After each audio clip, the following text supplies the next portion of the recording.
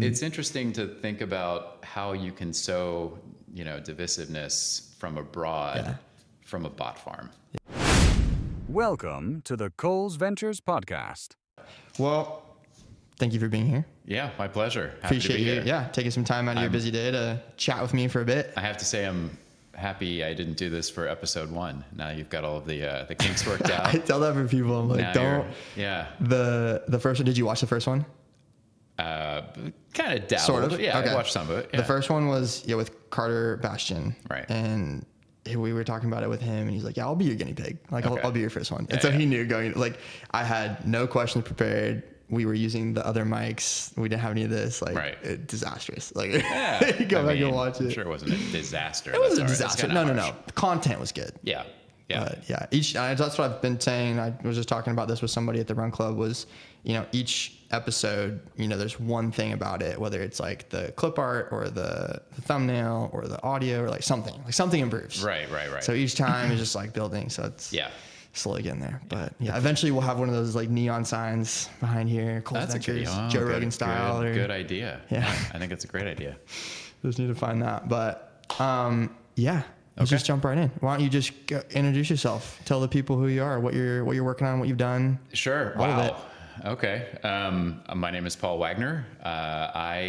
What am I working on? Oh man, what am I working on? What? Yeah. What am I working on? What am I working on? Yeah. So I am working on it's a new company called GoLark, and it's interesting because we have a lot of very interesting IP that has been worked on over a number of years. And, I think for us what we're trying to do now is repurpose it in I think a really interesting way. Our focus right now, our aim is to be a world first for once, which is an AI forward video CRM. Okay. I think, the one thing we're noticing out there, email open rates are falling. It's not the way people, it's still used a lot, but it's not the way people, I think, want to engage. Yeah. And so, especially Gen Z and beyond, video is everything. Yeah. So we're seeing this interesting combination of video and AI. And so that's going to be the focus. The background story, oh man, moved to Spokane 7 years ago. Was it really only 7 years ago? Only? Wow. I feel like for a lot of people it's like, I grew up in Spokane and moved here 30 years ago. I feel like 7 I would consider that recent. Yeah. Maybe it doesn't feel recent, but 7 years, in the grand scheme of life, that's pretty recent. I feel like 7 years in Spokane, you still feel a bit like you get the look like, okay, you're one of those. You're the traffic. You're all the right. And I don't know where that goes away. Is it year 10? Is it year 15? I don't know. But as both kids are in Spokane schools and more or less have been since they started school. So that was 7 years ago. Moved here from the Portland area. Okay. It's been interesting. I recall the mayor at the time, Mayor Condon. There was a lot of fanfare around Cloud Engage moving to Spokane. So we were featured during I think the State of the City is what it was. Okay. And I remember sitting there going, "Wow, this is really something. They're really rolled rolling out the red carpet for you." Absolutely, they did. So that was pretty cool. But so it's been an incredible journey. So we moved here 7 years ago. A lot of it was I'd been coming to Spokane for years by way of our partnership with Coles Ventures. Okay. And really started to like the area. I more or less grew up in Portland. Okay. And I think, a lot of my friends thought I was insane. They're like, you're moving to Spokane from Portland. And, I wonder if they look at this now and say, he made the right call, didn't he? But so Cloud Engage, of course, was a customer data platform. And we pivoted into, well, it wasn't a pivot. Both were operating at the same time. But obviously, Cord Communities was the next big thing, which was a video platform for community building. Okay. And again, terrific partnership with Coles Ventures through this entire journey.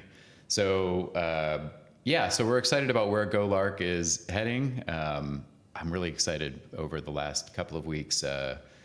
a few of my key team members from the past, Tim Drake and Rory Cottle, have come back and are now cranking away, helping to build this, hopefully this glorious future ahead. Okay. The good old boys back together. Gang's back. Yeah. Okay. It's exciting. It really is. In terms of let's, I guess, back up. So let's start with Cloud Engage. Yeah. Let's go a little deeper. Okay. What was that? Where was the idea? Where'd that come from? Sure. How'd you use it? Yeah, that idea, we sort of started as a store locator, weirdly enough. At the time, those were a terrible experience. There was a lot of frustration when you go to any retailer's website just to find out where are your things, where can I find your products. And what happened was one day, just by happenstance, I was sitting in a room with Tim Drake, who's again now on the GoLark team. And we saw this incredible stream of data that was sort of coming in while we're doing something as simple as geolocating your location versus where a physical store is. And we just thought, wow, that's interesting. There's so much here. And so once we had customers installing the store locator on their website, we quickly started to evolve it. Simple things like a pop-up based on where you were, so on and so forth. Before long, it became a full customer data platform. And, the first major account we landed was T-Mobile. No way. Yeah, globally. That's crazy. Yeah. I mean, to have that be your first customer, major. That's insane. Yeah, not only that, I think there were a lot of really useful learnings out of that. I now I'm a much bigger advocate for work your way up. Sure. I think just being transparent here, I think one of the most interesting things we've collectively learned, both Coles Ventures and me, as I've grown into this role, I think there was definitely this, if we can slay the dragon, well, that means, better relationship with the VC that's backing us. And so, but the challenge with all of that is I think we have a history of being able to prove our ability to sell to major and complex clients. Yeah. I don't know that that's necessarily a win for an entrepreneur growing a small team and a small company. Why is that? Because I feel like you're not just because you can doesn't mean you should. Okay. I won't name the friend or the company, but a friend of mine years ago landed ESPN as his first major customer. Wow. And it nearly bankrupted and destroyed the company. Really? Yep. And it was a total tailspin. T-Mobile was a great partner, but they demanded a lot. Yeah. They also had, at that point, I think 20 or 30 million unique visitors per month hitting the site. We didn't have the scale, right? So all of a sudden we go from servicing like the local restaurant to and now suddenly we've landed the whale. We've got T-Mobile using our stuff. And I remember 3 a.m. calls from Nick Drake, who at the time was, I think he was serving as CMO or just maybe chief digital officer. Great guy, by the way. But he was in a hotel in Vegas using the stuff, and he was on the hotel's network. And so he was getting conflicting location data, but he blamed it on us, right? I mean, which you would do. You're not getting the response you'd like. Right. So yeah, I mean, it was terrifying. It was overwhelming. And again, I think that had we grown it more incrementally, and then you land T-Mobile as that natural progression, as opposed to we went from these small businesses to a leading telecom. Right. It's like, you expect that it's going to go off the rails a little bit. And they were on for 2 years, which was great. Yeah. 2 years. So we did renew them, which was impressive. That is impressive. Yeah. I mean, I'm sure a lot of growing pains from, here to here. Right. I mean, that's a pretty drastic change. Yeah. So Cloud Engage, long and short, became a full customer data platform with a bit of a twist, which was in addition to showing audience, what audience behaviors look like on your domain, we could then personalize against the experience as well. So in the case of T-Mobile, you would be in Seattle and you would see completely different landing page than you might see if you were in the Bay Area or in New York, right? So all of these custom pieces of content were triggered based on location, weather, user insights. Wow. Yeah. Wow, that's pretty, That's what it was. innovative. Yeah. At the time and even now. Yeah.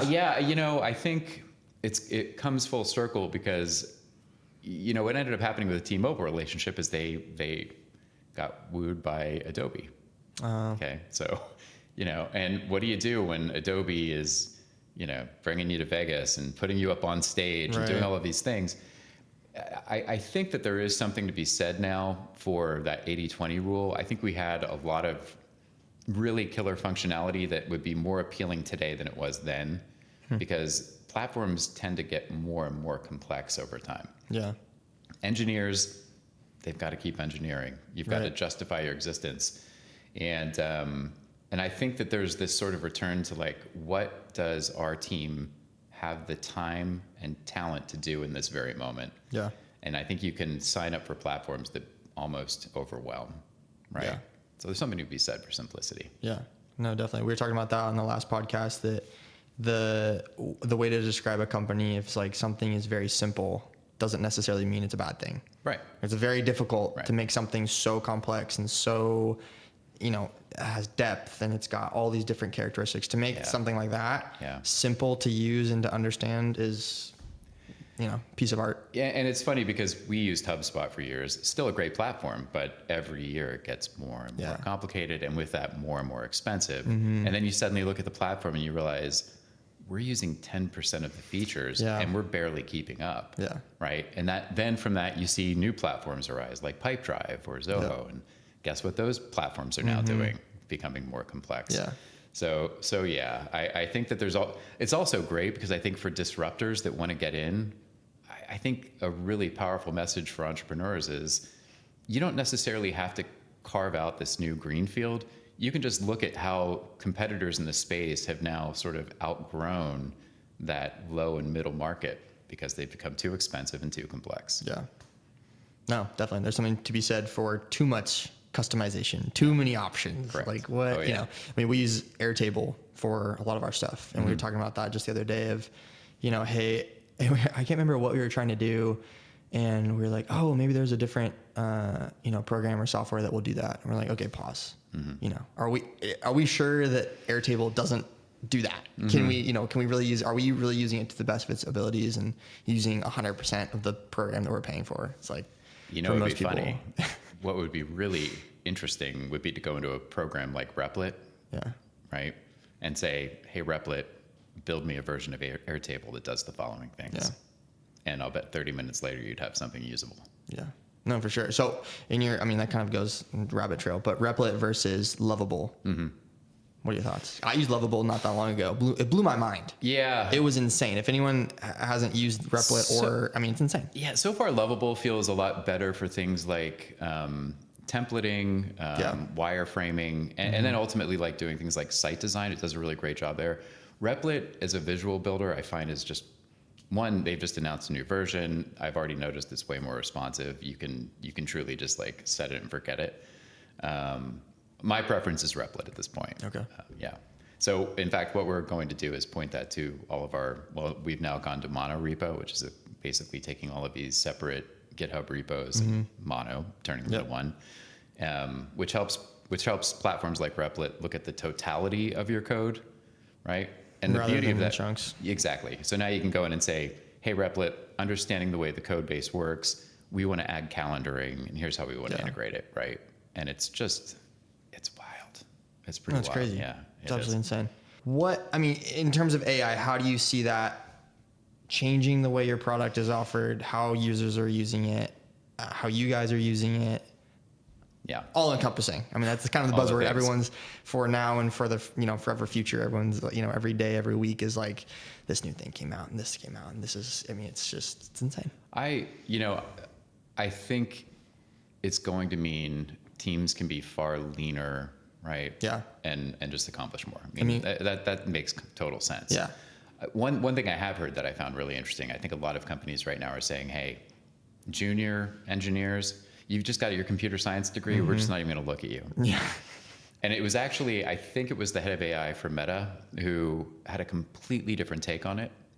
His take was, you're firing the wrong people or you're not hiring the right ones, because that generation now, they're going to become very AI forward.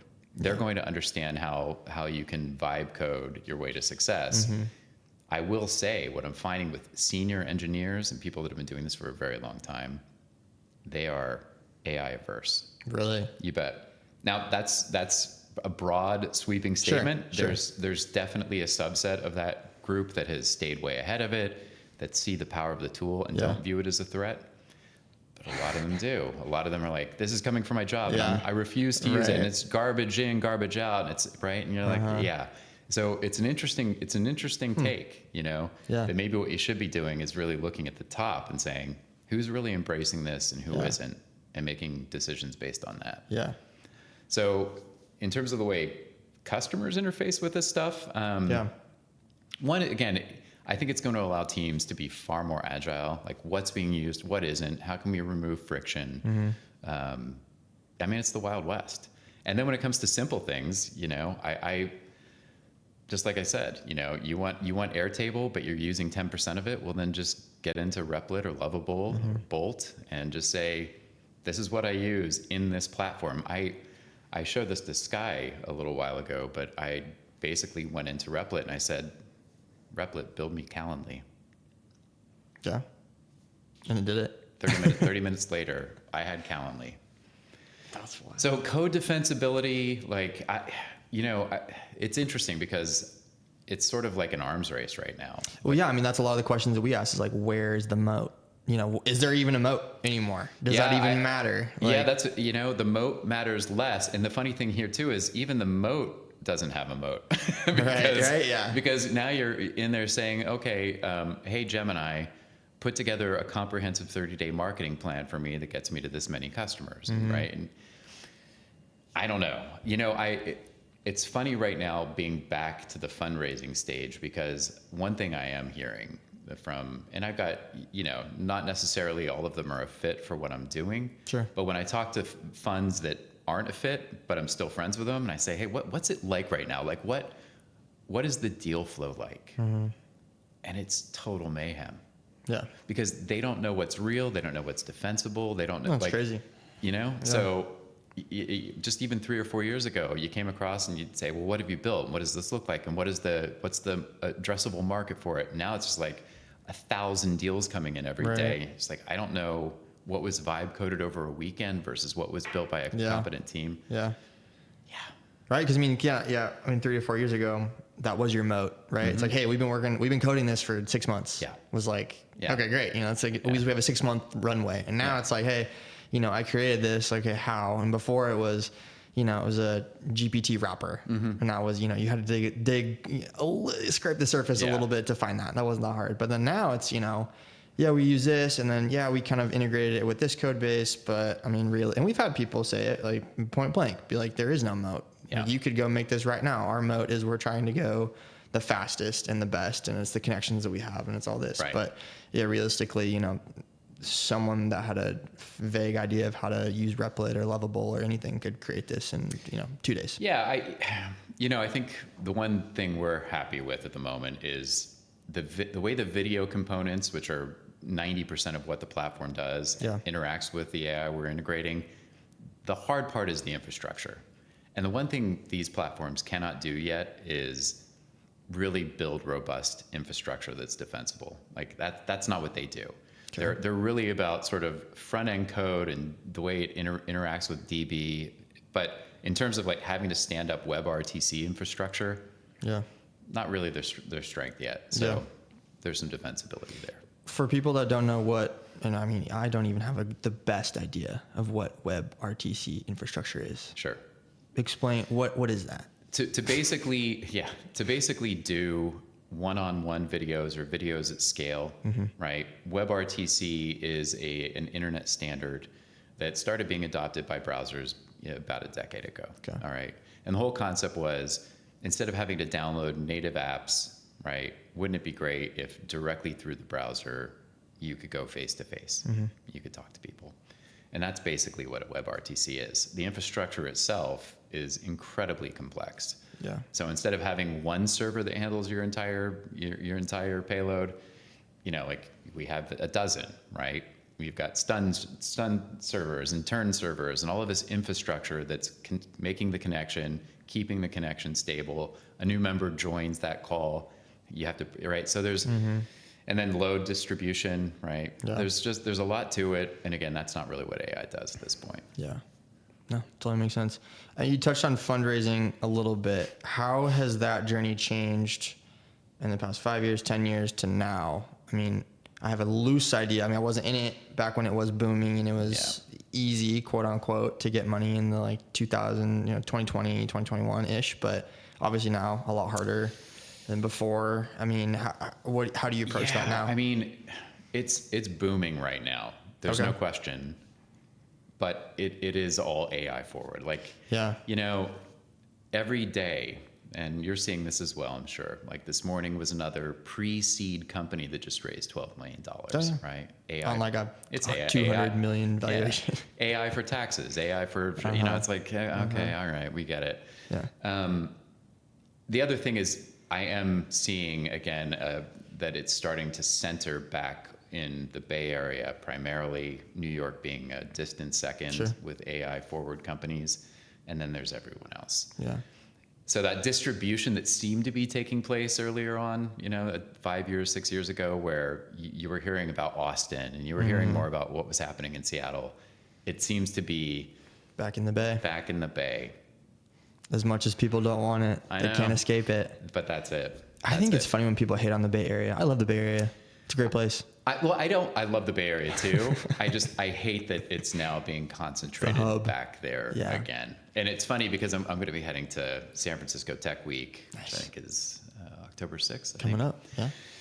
I looked at the events for Seattle Tech Week just for fun, like, oh, here's what Seattle did. And it was great. And like, it's just not even close. It's not even close. How many events? Do you know how many events they have? Thousands. It feels like thousands. I can't even, it just doesn't even matter. Like you could actually probably build a successful software company that just gets you into the events for San Francisco Tech Week. It's that crazy. That's wild. So when you think about the population, right, per capita, you're like, there's no comparison. That's insane. Because I thought Seattle Tech Week was crazy, and I think they had 180 events. Oh, no. And I was like, that's wild. Because like we were there the whole time, and it was, if you wanted to, you could book a full day every day, Monday through Friday, and not miss. Like every hour could basically be booked. It feels like there's a year's worth of events. That's crazy. Yeah. That's so wild. How do you? I mean, when you're looking at events down there, what are you looking for? Well, again, ones right now, the ones that I'm most interested in are for startups, AI forward. Yeah.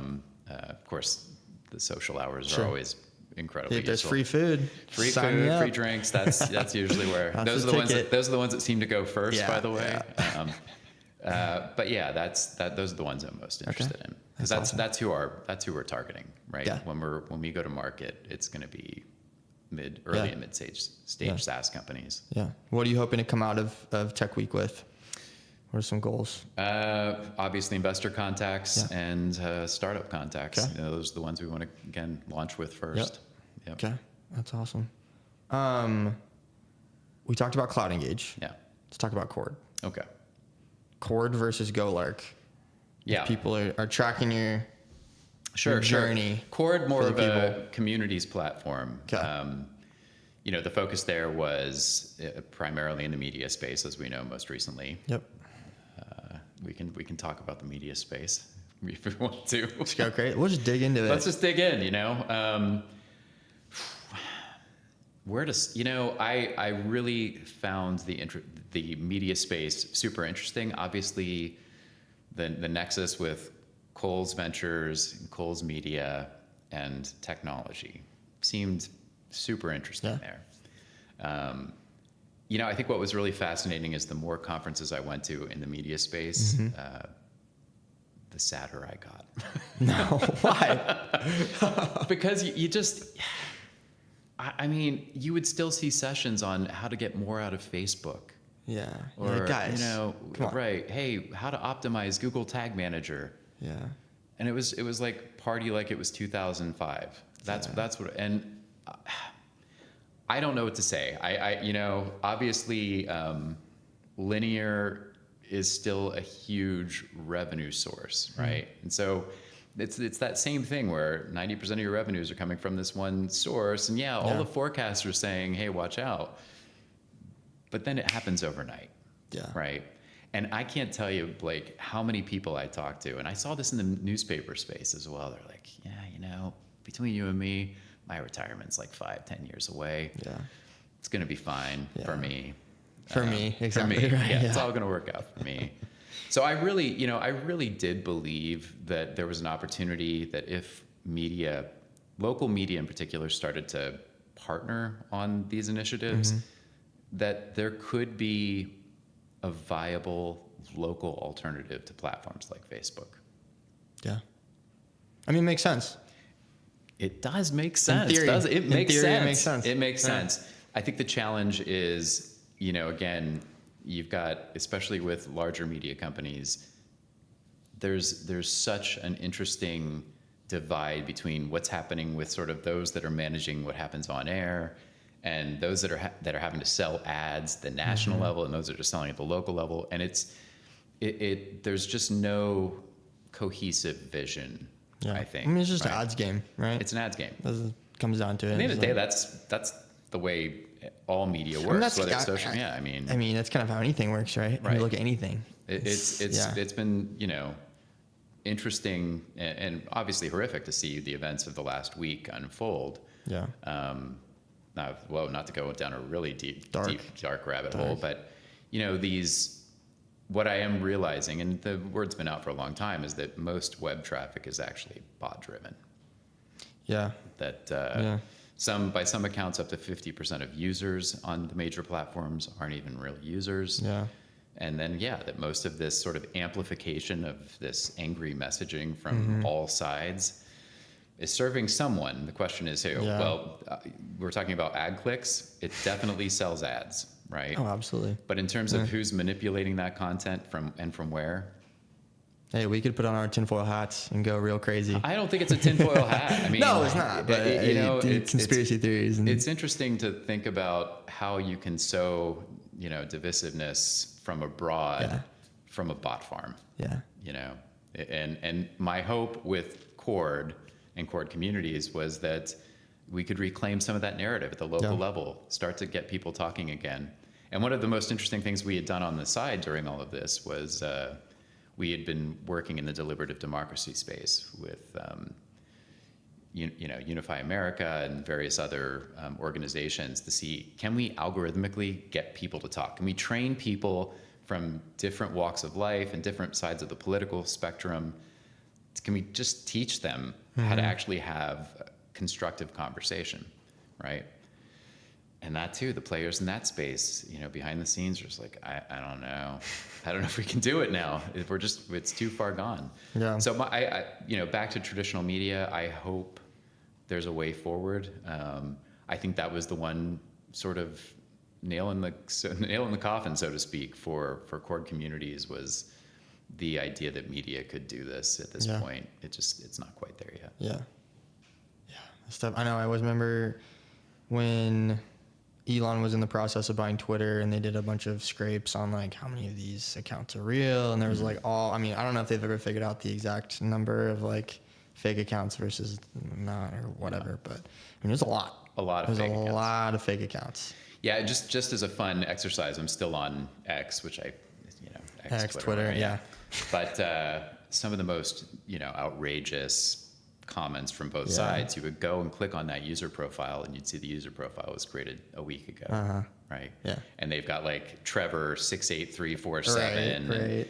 He's like, okay, Trevor, sure you're real. Yeah, sure, Trevor. Sure, Trevor. Okay, so then going from Cord to now GoLark, how's that all going? And I guess how is that different from Cord, from Cloud? Sure. All of the video infrastructure, we're rethinking it now for the AI age. Boy, that sounded like that was really cliche. No, more AI focused. Yeah. I mean, I still think that the approach, I'm seeing more and more companies getting funded out of the Bay Area. I'm rolling my eyes at that. But they're all about removing humans from the equation altogether. Yeah. Right? Do an entire demo without ever having to speak with someone. Yeah.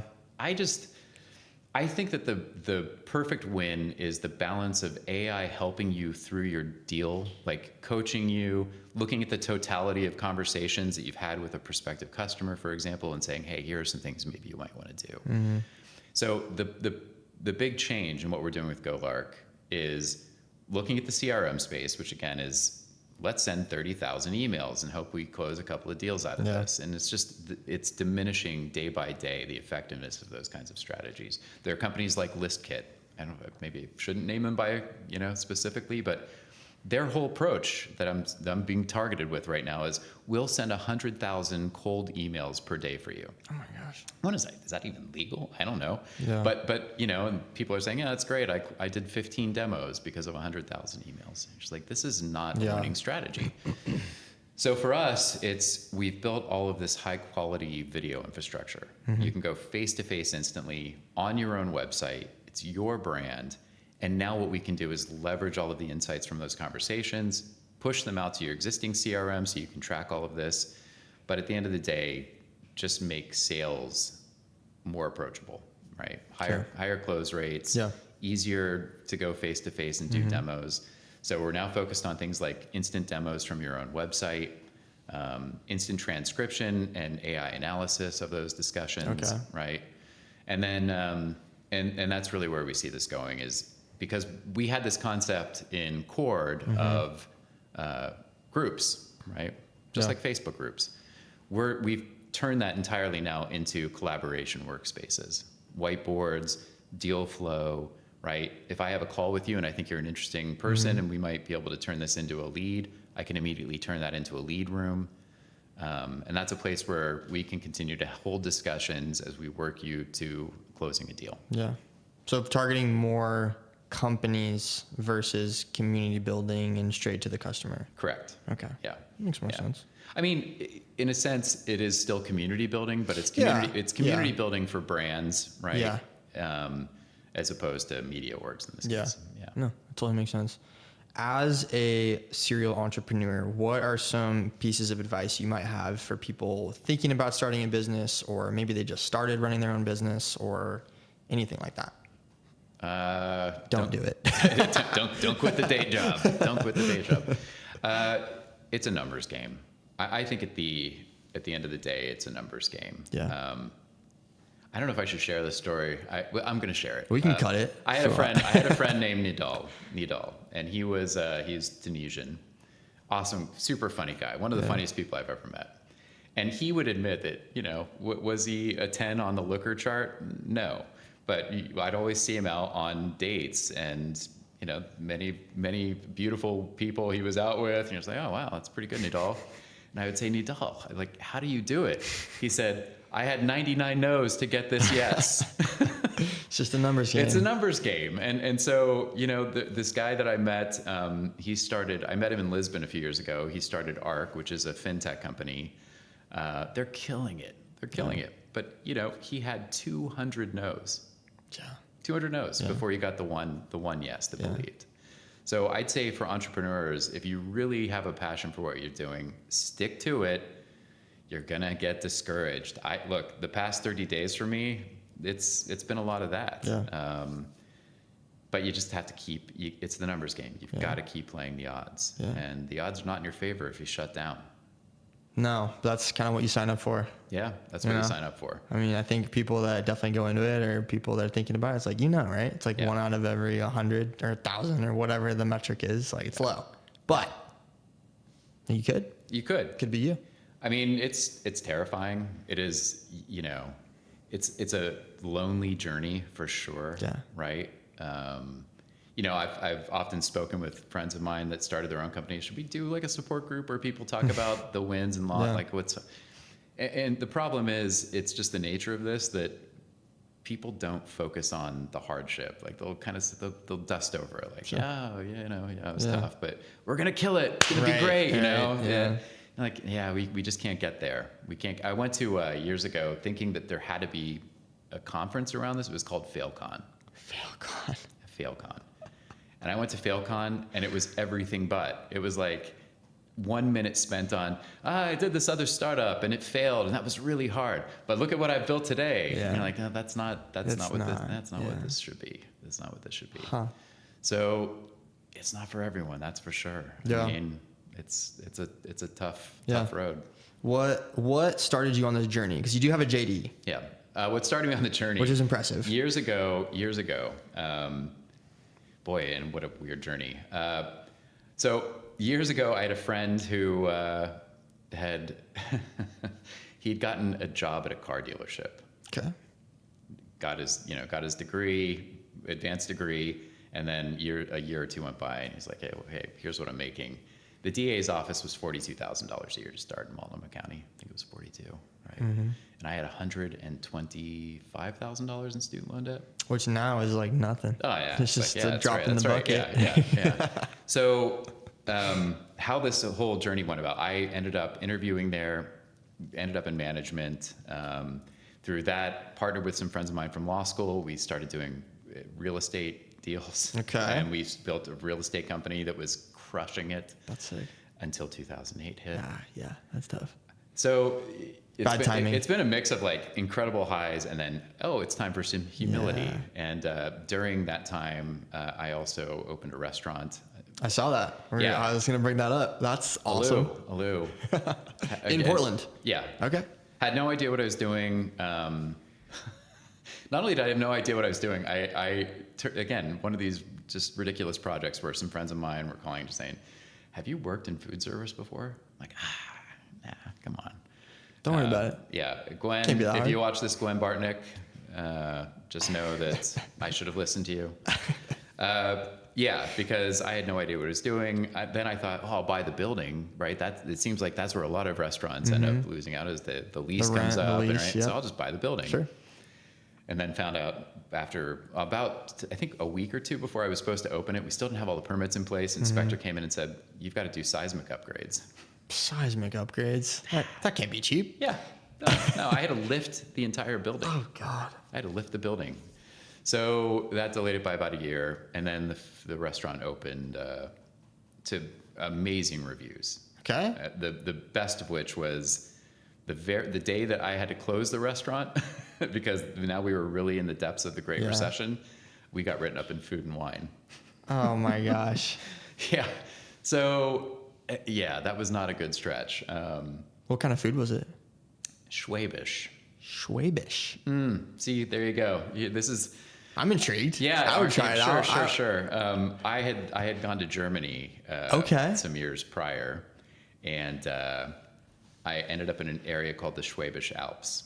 Okay. And they had like the food. It was home cooking. I would go visit friends, and we'd go to the mom or the grandmother's house, and we'd have dishes like Maltaschen and Sauerbraten and Weinsteffen for the beer, which is there. It's like their Bud Light, but I thought it was super cool because it's the oldest brewery in the world. That's kind of sweet. So I'm like, I want to bring that sort of chateau vibe that I was experiencing there back to Portland. Okay.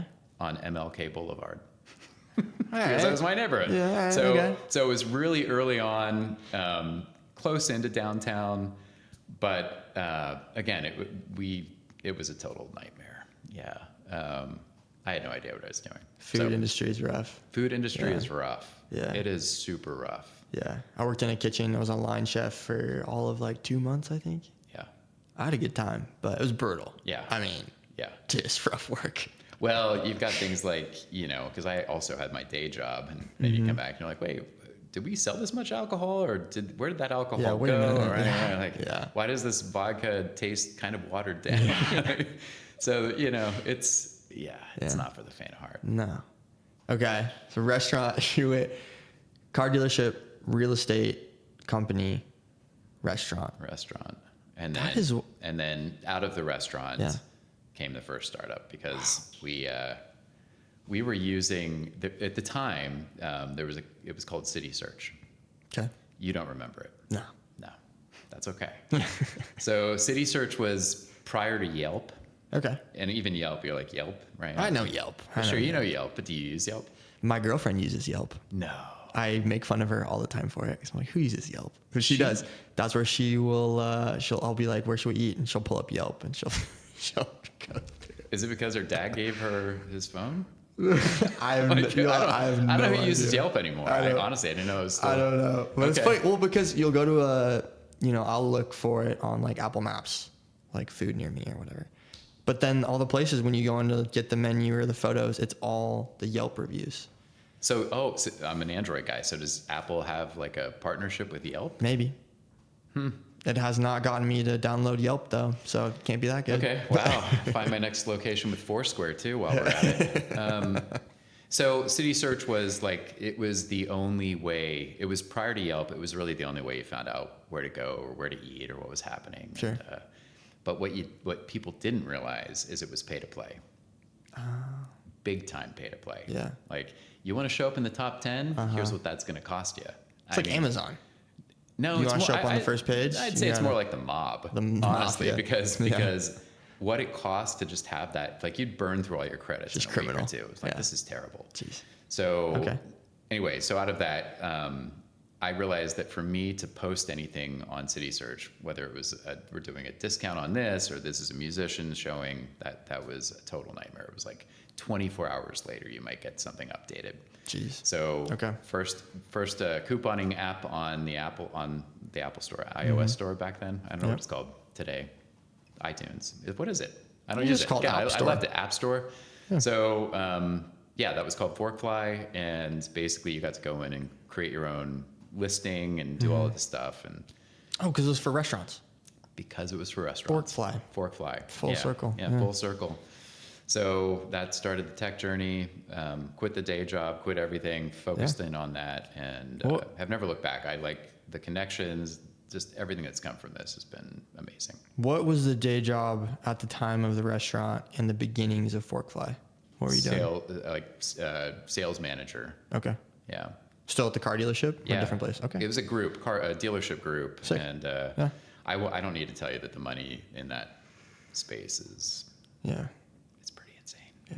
Yeah. I And to bet. this day, I've never made more than I made at that time. Really? Yeah. That's crazy. But Yeah. again, that's also, what led to some poor decision making probably. Yeah, that's all right. Open a restaurant, do this, Hey. do that. Like real estate company. I was the money, and my friends were the deal flow people because some of them were working for developers, some of them, right? So Sure. so yeah, Sure. it ended poorly. Yeah. Yeah. In all of this, a lot of decisions.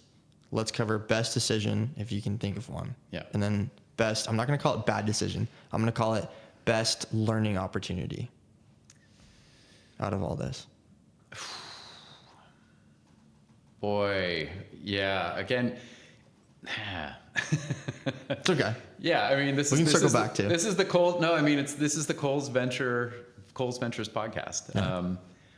I think collectively, I think that, boy, how do I phrase this? I would say as the entrepreneur, one of the great things about Coles Ventures, it's family owned, and that's an amazing gift. Like the connection you build. I think at some point,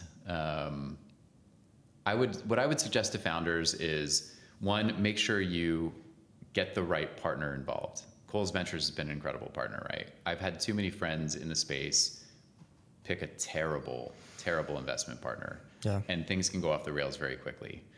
I would say it's interesting. One of the organizations we're following right now is a potential competitor. They just raised many millions of dollars. I won't say who they are, but even today, like their messaging on their website is changing, not just little tweaks, like this is what we're doing now as a business. And then and you just realize that's the VC behind the scenes. There's just no question. Yeah. Like the screws are being tightened on that founding team. Yeah. Right. So I'd say that's one of the things. I'd say better understanding your cap table, right? Like what do you have to win? What do you have to lose? Sure. Compromises where you might not want to make compromises. That's another one. Yeah. Another really bad thing, like I'll throw it out there, but a friend of mine years ago said, and this is a very successful entrepreneur. Yeah. Today, probably worth a couple $2 billion. Okay. Good friend. and he said, you never quit. I was like, oh, thanks, man. That's great. And he said, that's not a compliment. I feel like for most people it would be. No, it's, honestly, I have a burning desire to please the people that believe in me, to make sure that, especially when it comes to an investment, that I will just grind it out until we figure out a way to make it work. Yeah. And that's not necessarily always good for all parties, the investor or the entrepreneur, right? So, I think maybe having come to terms with that sooner, instead of like, what if we, it's just, I think that there is something to be said for saying, this may not work, and that's okay, and we should probably figure that out, right? It's a tough one to know, because I think looking back, you can't really know until you're too late or too early. It's like, we could have done this, we could have done this, or, this was the point that would have been the most optimal. I mean, when you're giving advice to founders, what advice do you have about that? About when to maybe not even quit, but when to pivot, when to take advice, or versus when to hold steady and, stay the course? You could use the cliche line of just trust your gut. Yeah. You will make a mistake. Like, I don't think that there's an algorithm that can predict this. I don't think that there's a gut check that predicts it. Some of it's dumb luck. I have a number of friends that have had wildly successful companies, and they'll tell you about a happenstance meeting or, right? And again, this boils down to that numbers game of just being out there and talking to more people. Yeah. That's the best way to improve your odds, period. Yeah. But in terms of saying this is what to look for, I don't know that that's an easy one to answer. It's tough. I don't know if you can. The gut thing you could say is fine, but I had a friend who had I think close to $300 million exit ready to happen from a very well-known brand. And his gut was, we can take this further. If we've got that right now, then why shouldn't we extrapolate from this and the one that happened just prior? And, this means that my $300 million exit today is probably 600 in like a year. Yeah. That was by far, the fact the company never exited. They're basically quasi-zombie at this point. Yeah. God, it's tough. That's so hard to see. It's like, for sure. And then on the flip side, plenty of stories where that goes the opposite way. Yeah. And that is true. Sure. And you never know. Or look, the guys who created YouTube, they sold to Google for $1 billion, and of course, but maybe if they hadn't sold to Google, the company would have collapsed and Google would have cloned it. And you just don't know. You don't know. No. And especially today with defensibility sort of out the window. Yeah. It's funny. I'll tell you this. Like, I can't tell you even today and we haven't gone big yet on funding outreach. That's actually happening next week. Nice. But you still hear like, oh, well, tell me about your IP portfolio. Do you have any patents? Or do you have this? And you're like, you're probably not the right partner. Yeah. If we were biotech or pharmaceutical, I would get this question. Right. But we're software, and you're asking me about our IP portfolio. Mm-hmm. That means you're probably not in touch with what's happening right now. Yeah. If I can go in and say, build me Calendly, and actually use the word Calendly, and have Replit 30 minutes later say, here's Calendly, and it looks pretty much like Calendly, doesn't it? I mean, what does defensibility even mean anymore? Right. No kidding. You moved to Spokane 7 years ago. Yeah. How has the Spokane community helped, hindered? What did you like about building in Spokane? Disadvantages, all of that. There's always been the whole like capital efficiency thing. That's gone, right? Moving to Spokane, it's not a less expensive alternative. If I actually look at Portland right now versus Spokane, it's apples to apples. Really? Pretty much. Oh yeah, yeah. Salaries are kind of like everything's kind of it's equalized for sure. When I first came here, and I hope we get this mojo back, I would say that some mojo's been lost. And what you guys are doing, what Sky's doing, like I think collectively, there's a real desire to bring some cohesion back to the local space and to create some excitement. But I have to say, when I first got here, it just felt like there was more energy here, and it reminded me a lot, because I've been in tech now for for decades. It reminded me a lot of what Portland was experiencing at one point, where you just felt like there was unlimited opportunity and there was this boundless energy from the startup community and from those that had had successful companies. There was a lot of mentoring, but it was mentoring for all the right reasons. There was just a very cool vibe. And when I came here, I saw a lot of that. But like there were some super awesome events I went to. And I was like, you know what? I feel like moving to Spokane, I feel like I'm getting in early on something. Yeah.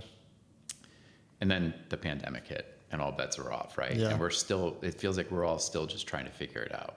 It's tough. Yeah, 'cause people reference that all the time, right? Yeah. And it's so weird to think that was like, 5 years ago, more than 5 years ago. Yeah. And people still think about it like it was 6 months ago. Yeah. It's wild. Because we haven't recovered. Yeah. You know, it's tough. And the other thing that was, you know, and I hope Spokane breaks through on this one too, is it does feel like there are factions here. Like everyone has the same like goal in the end, I think, but everyone is also competing for resources down here to make that happen. And so, you know, it's just, there's so much here to offer. You know, again, I told you I just did this backpacking trip with my kids for the first time, well, since they were born.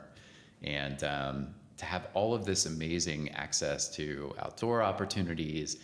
I mean, I live 6 minutes from downtown in this great neighborhood. That's insane. Like in Portland, forget it. Seattle, no way. Yeah. Right? For me to literally, like, I could put my car in neutral. Yeah. That's an automatic. You get the point. But and coast into the garage in literally 6 minutes from a residential neighborhood. You just don't find that anywhere. Yeah. So there's still so much to offer here. And I'm still bullish on Spokane's future for sure. I'm concerned about the current funding picture, the funding scene here. Yeah. You know, especially now that it is sort of being pushed back to areas like the Bay. I hope, you know, we see a number of big wins here in the Spokane, in the Inland Empire in the next couple of years. I think that will change things considerably. No, I agree. What's the vision for GoLark in the next year, 3 years, 5 years? Yeah. The KPIs you guys are tracking. What's the pie in the sky? Have everything crystal ball. Pie in the sky is, I actually think the CRM space is terrible right now. Okay. I think it's horrific. It is so out of alignment, in my opinion, with the way people want to sell and buy today. And you know, it feels arcane. Even more modern platforms, when I go into them, it's still all about email. And did you call your prospect? And you're just like, this is so outdated. And so I really see a huge opportunity to take the combination of AI and like as close as you can get to in person, which is high quality video presence, right? And bring this into a place that feels CRM-ish, like representative of what a CRM was, but brings it to the future. And so I want to be the leader in that space. I think there's a huge opportunity. Again, we're seeing money being put into that right now. Some of the platforms I played with, because that's what you do, you play with the competition. Sure. I think they're too AI heavy, so they almost feel overwhelming. What you want to do if you jump on a sales call is, in my opinion, have an AI agent that's helping you behind the scenes. Like, hey, here's what you should know. Here's their LinkedIn profile. Here's some of the stuff that they've talked about in the past. Maybe price is an issue. We can do all of that now, right? We can look at the totality of the sales journey and offer AI-driven insights. The platform I've seen that just raised some money, it's like so in your face during your presentation. I don't even know how you wouldn't be just wildly distracted as you move around this sort of canvas. It's almost like they think of it as Figma almost for sales deals. But they're thinking of it in terms of, I'm on a call and I'm actually talking with you about our product, and we're navigating this massive weird whiteboard. Yeah. It's like, yeah, that's not, I don't see that. But I do see an opportunity for someone to come in and turn the CRM space upside down. Okay. Right. I like it. How do you think the industry itself will change in that same time frame with AI and with everything else? Well, I mean, the industry, you mean the CRM industry? I think that the challenge for any of the larger players is it's really difficult to change course when you're, you know, I won't use a Titanic analogy, but when you're Right. you know when you're on a giant Norwegian cruise ship, it's not the most agile. Sure. Right. Yeah. So I want to be a speedboat at the moment and just continue to weave in and out and take the learnings that are coming from AI and be able to adapt it much more quickly. They're going to struggle. Yeah. I love it. Okay. Anything else to add? No, this was That's great. fine. Yeah, Okay. it was. This was great. And then where can people find you? Email? Definitely not. LinkedIn, GoLark.com. I'm going to say, yeah, I mean, it's Paul at GoLark.com, darn it. But you could go to GoLark.com/#Paul, like the little number sign. And you can just call me directly. You can check it out. And the cool thing too, just to wrap it up, is, one thing that's awesome is when you get a Zoom link, when you get a Teams link, it's like this 60-character string, and you do the thing and then it's over. I can't get back in touch with you that way. Yeah. And what was cool out of both Cord and now GoLark is the idea that everyone on your team, every salesperson has a personalized, permanent page on your website. So that means that if I need to talk to them about a sales issue or something, I can just click on that Pop link, right in. pop right in.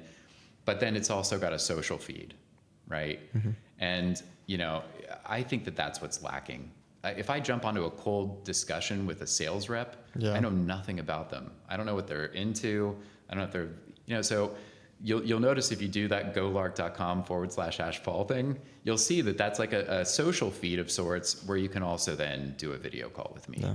And that helps, humanize this in the AI age, which I think is really important. People are getting back into they almost want to go away from the AI and the tech and all that. It's like, no, let me talk to a real person. That's right. I just want some connection here. Exactly. I need a human in my life right now. Exactly. Yeah. Okay. All right. We'll go video call Paul. Yeah. Awesome. Well, hey, thanks for taking some thank you, time. Blake. Great to have you on. Appreciate it. Thanks.